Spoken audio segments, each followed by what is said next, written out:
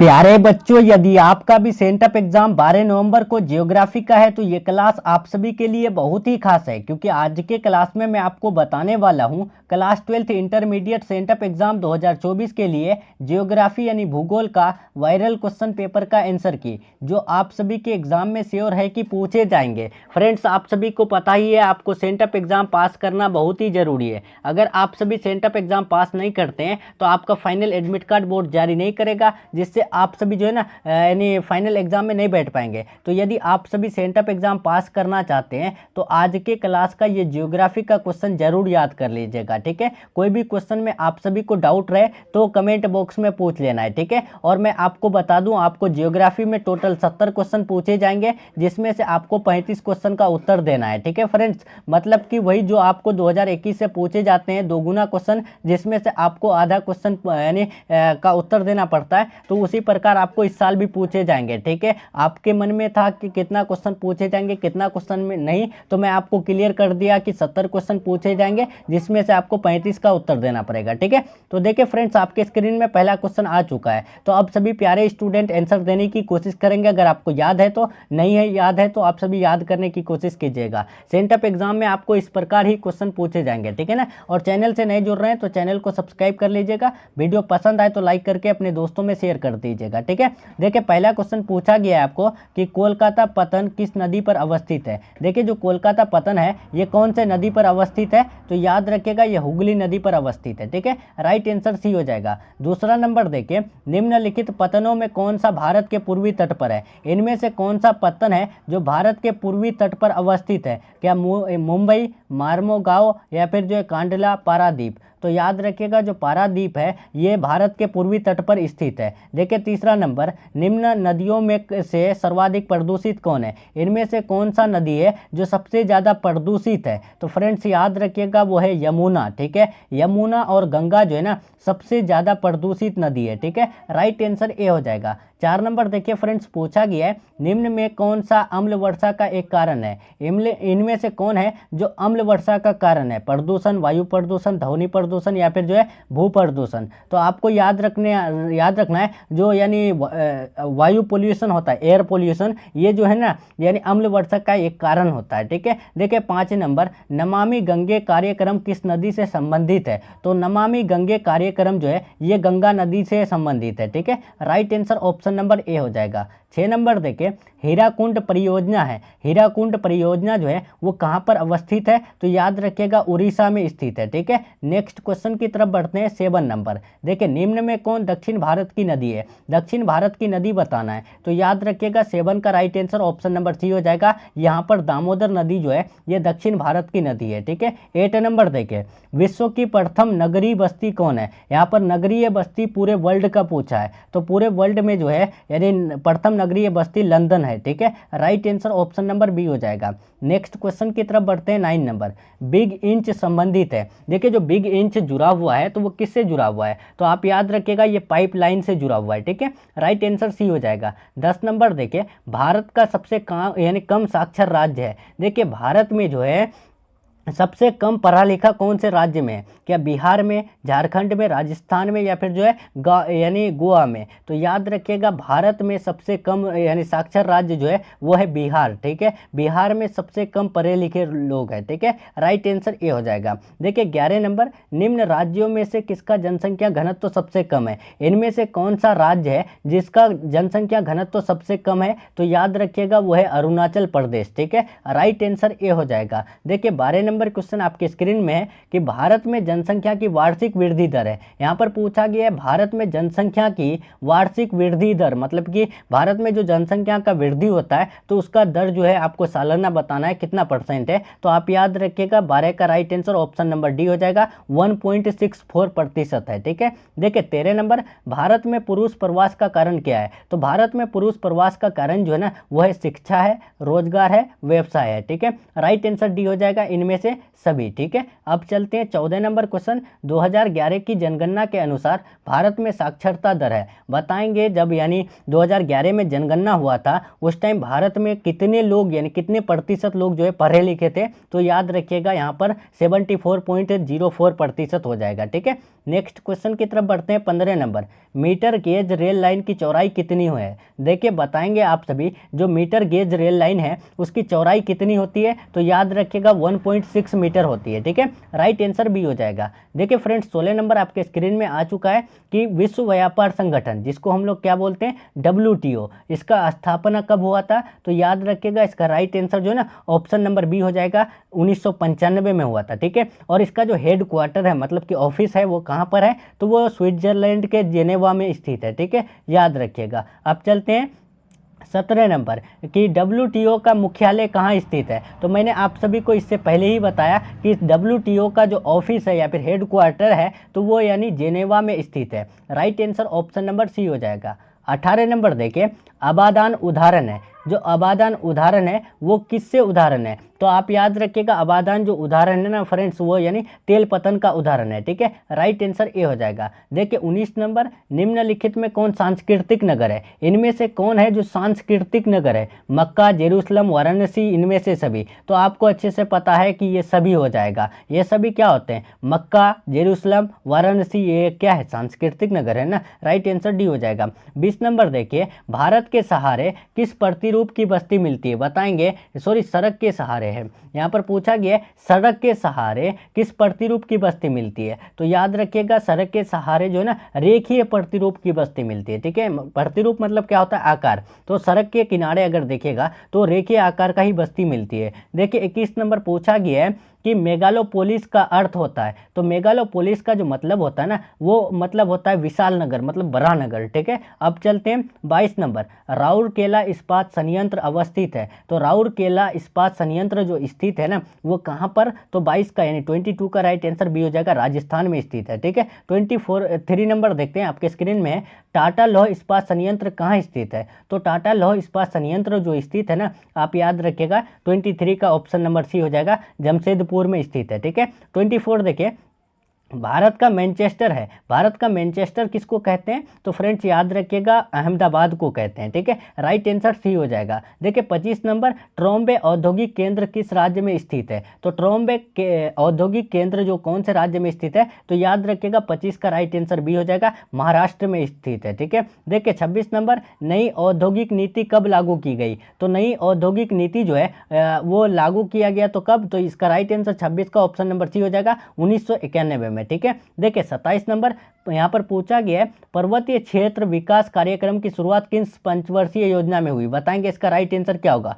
पर्वतीय क्षेत्र विकास कार्यक्रम की शुरुआत किस पंचवर्षीय योजना में हुई, तो इसका राइट आंसर 27 का जो है ना ऑप्शन नंबर सी हो जाएगा, 5वीं। ठीक है, अब चलते हैं 28 नंबर आपके स्क्रीन में है, देखिए यहाँ पर 28 नंबर पूछा गया है कि नीति आयोग की स्थापना कब हुई, बताएंगे नीति आयोग की स्थापना जो है कब हुई है, तो याद रखिएगा 2015 में हुई है। ठीक है, अब चलते हैं 29 नंबर, पंपास कहाँ पर अवस्थित है, पंपास जो स्थित है तो वो कहाँ पर, तो दक्षिण अमेरिका में स्थित है। ठीक है, राइट आंसर ए हो जाएगा। देखिए बर्मिंघम कहाँ है, बर्मिंघम जो है कहाँ पर है, तो बर्मिंघम यानी लंदन में है, जिसको हम लोग ग्रेट ब्रिटेन भी कहते हैं। राइट आंसर बी हो जाएगा। देखिए 31 नंबर, कच्चा लोहा में मैग्नीज मिलाकर क्या बनाया जाता है, देखिए जब कच्चा लोहा में हम लोग मैग्नीज मिलाएंगे तो उससे क्या बनेगा, तो याद रखिएगा अभ्रक बनता है। ठीक है, राइट आंसर सी हो जाएगा। 32 नंबर देखिए, निम्नलिखित में कौन तृतीय क्रियाओं से संबंधित है, इनमें से कौन है जो तृतीय क्रियाओं से जुड़ा हुआ है, तो याद रखिएगा फ्रेंड्स वो है परिवहन, संचार, सेवा, ये तीनों क्या होते हैं, यानी तृतीय क्रिया से जुड़ा हुआ है।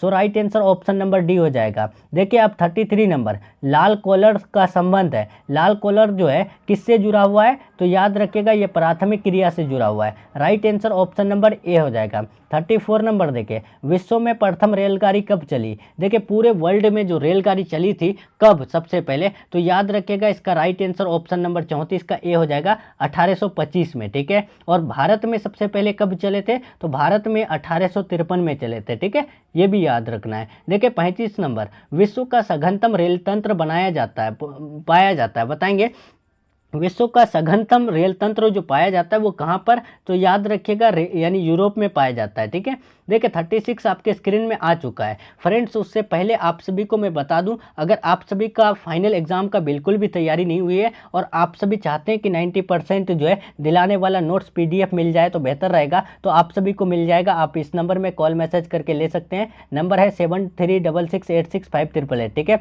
आपको इस नंबर में कॉल या मैसेज करना है, आपको 90% जो है लर्ने वाला नोट्स PDF कोर्स मिल जाएगा। ठीक है, और आराम से उसको याद करके आप सभी बेहतर मार्क्स प्रदान कर सकते हैं। ठीक है, तो देखिए भारत में जनगणना का महान विभाजक वर्ष क्या है, तो इसका राइट आंसर आप याद रखिएगा 1921 हो जाएगा। ठीक है, जिस प्रकार आपको सेंटअप एग्जाम में लर्ने वाला क्वेश्चन दिया जा रहा है ना, उसी प्रकार आपका फाइनल एग्जाम में भी लर्ने वाला क्वेश्चन दिया जाएगा। ठीक है, तो इसीलिए आप सभी अगर कॉन्टैक्ट करना चाहते हैं तो यहाँ पर नंबर दिया हुआ है, इस नंबर में कॉल मैसेज करके ले सकते हैं। ठीक है, परिसंचरण की धमनियां संबंधित है, तो याद रखिएगा 37 का right answer option number D हो जाएगा, इनमें से सभी। ठीक है, आप 38 नंबर देखिए आपके स्क्रीन में, मानव भूगोल का संस्थापक किसे कहा जाता है, यानी फादर ऑफ ह्यूमन ज्योग्राफी जो कहे जाते हैं, तो वो कौन कहे जाते हैं बताएंगे आप सभी। फादर ऑफ ह्यूमन ज्योग्राफी वो है रेट जेल साहब। ठीक है, राइट आंसर ए हो जाएगा। देखिए 39 नंबर 39 की मात्रात्मक क्रांति का संबंधित है, जो मात्रात्मक क्रांति है वो किससे जुड़ा हुआ है, तो याद रखिएगा इसका राइट आंसर ए और बी दोनों हो जाएगा। ठीक है, नेक्स्ट क्वेश्चन 40 नंबर देखें कि विश्व में जनसंख्या की दृष्टि से भारत का स्थान कौन सा है, बताएंगे पूरे वर्ल्ड में जनसंख्या की दृष्टि से भारत का स्थान कौन सा है, तो याद रखिएगा अभी जो है ना पहला है। ठीक है, अभी प्रेजेंट टाइम में बता रहे हैं। ठीक है, इससे पहले जो है दूसरा में थे। ठीक है, राइट आंसर ए होगा इसका अभी। अब चलते हैं फ्रेंड्स 41 नंबर 41 नंबर पूछा गया है, प्रवासी जो नए स्थान पर जाते हैं कहलाता है। देखिए प्रवासी जो नए स्थान पर जाए तो उसे हम लोग क्या कहते हैं, अप्रवासी कहते हैं। ठीक है, राइट आंसर ए हो जाएगा। 42 नंबर देखिए, विश्व में जनसंख्या का कितना प्रतिशत भाग एशिया में निवास करती है, तो विश्व का जनसंख्या जो है उसमें से कितना प्रतिशत लोग हैं जो एशिया में रहते हैं, तो याद रखिएगा 60% रहते हैं। ठीक है, नेक्स्ट देखिए 43 नंबर, निम्न में से कौन खनन नगर नहीं है, तो खनन नगर इनमें से कौन नहीं है, तो याद रखिएगा वो पटना नहीं है। ठीक है, राइट आंसर डी हो जाएगा। 44 नंबर देखिए, सिंगरेनी है, तो सिंगरेनी क्या है, तो ये यानी खनन नगर है। ठीक है, राइट आंसर बी हो जाएगा। ध्यान रखिएगा, याद रखिएगा, अगर आप सभी को सेंटअप एग्जाम में धमाल मचा करके आना है तो ये क्वेश्चन आप सभी याद करके जाइए, आप सभी की जो है ना बहुत अच्छा करने वाले हैं। रबी फसल की बुआई कब होती है, तो रबी फसल की बुआई की बात करें तो अक्टूबर से नवंबर में होती है। राइट आंसर ए हो जाएगा। 46 देखिए, गेहूं फसल उदाहरण है,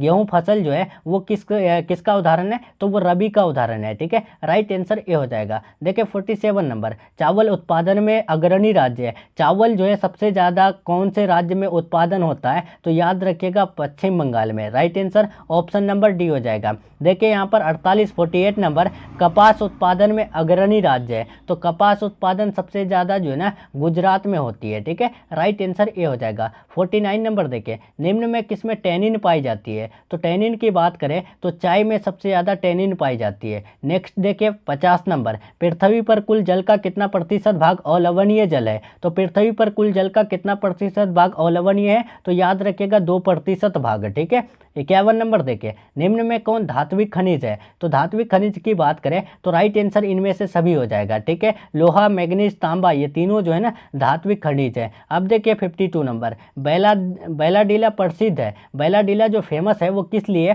तो याद रखिएगा लोह ऐश के लिए प्रसिद्ध है। ठीक है, अब देखिए 53 नंबर, गुरु महिसानी खानन किस यानी खनिज से संबंधित है, गुरु महिसानी खान जो है वो किस खनिज से जुड़ा हुआ है, तो याद रखिएगा 53 का राइट आंसर ऑप्शन नंबर जो है ना ए हो जाएगा, लौह अयस्क से। ठीक है, 54 नंबर क्वेश्चन की तरफ बढ़ते हैं। बॉक्साइट उत्पादन में अग्रणी राज्य है, बॉक्साइट उत्पादन में अग्रणी राज्य कौन सा है, तो याद रखिएगा फ्रेंड्स वो है ओडिशा। ठीक है, नेक्स्ट क्वेश्चन की तरफ बढ़ते हैं। 55 नंबर कि निम्न में कौन ऊर्जा का नवीकरणीय स्रोत है, तो ऊर्जा का नवीकरणीय स्रोत की बात करें तो 55 का राइट आंसर सी हो जाएगा, वो है प्राकृतिक गैस। ठीक है, 56 नंबर देखिए, कलपक्कम किस राज्य में स्थित है, तो कलपक्कम कौन से राज्य में स्थित है, तो याद रखिएगा 56 का ए हो जाएगा, तमिलनाडु में। ठीक है, आपको कोई भी क्वेश्चन में डाउट रहे ना कमेंट बॉक्स में पूछ लेना है। ठीक है, और चैनल से नए जुड़ रहे हैं तो चैनल को सब्सक्राइब करके बेल आइकन प्रेस कर लीजिएगा। वीडियो पसंद आए तो आप सभी लाइक करके अपने दोस्तों में भी शेयर करने की कोशिश कीजिएगा, ठीक है।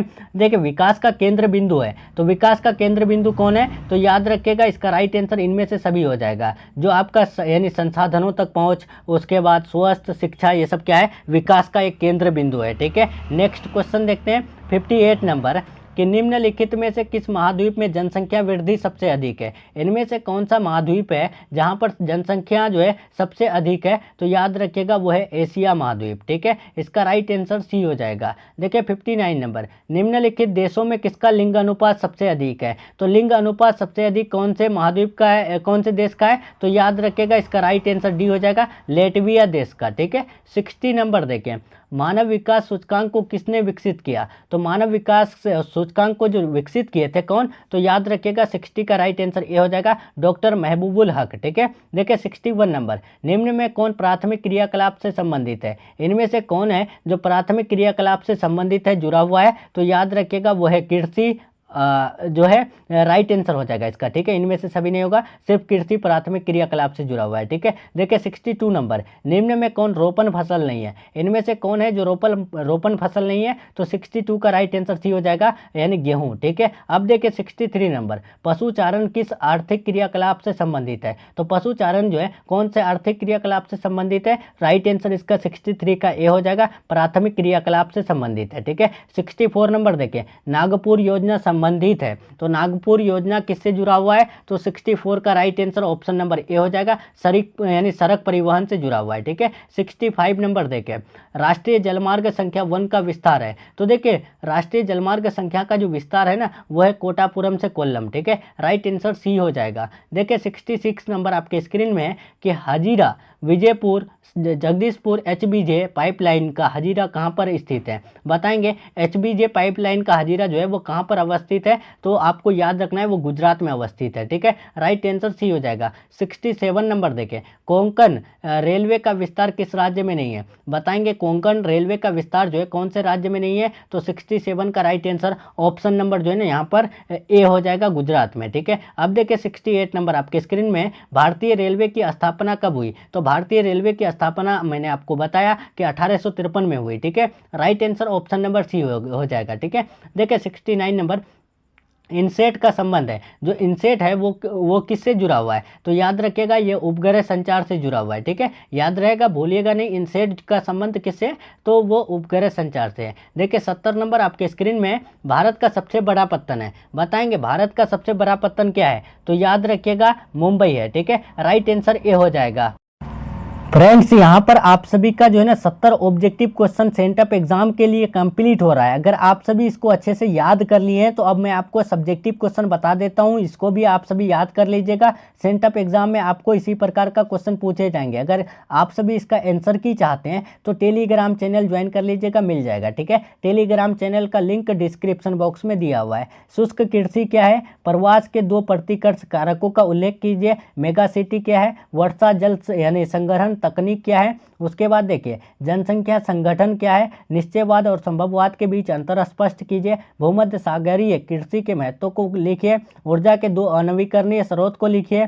उसके बाद भारत के 4 तांबा उत्पादक केंद्रों का उल्लेख कीजिए। उसके बाद भारत के 4 सूती वस्त्र उद्योग के केंद्रों के नाम लिखिए। 11 में है मानव विकास से आप क्या समझते हैं, ऋणात्मक व्यापार संतुलन से आप क्या समझते हैं, या फिर क्या है। उत्तर भारत के देखिए अब यहाँ पर 13 नंबर है कि उत्तर भारत के 2 लौह इस्पात उद्योग केंद्रों के नाम लिखिए।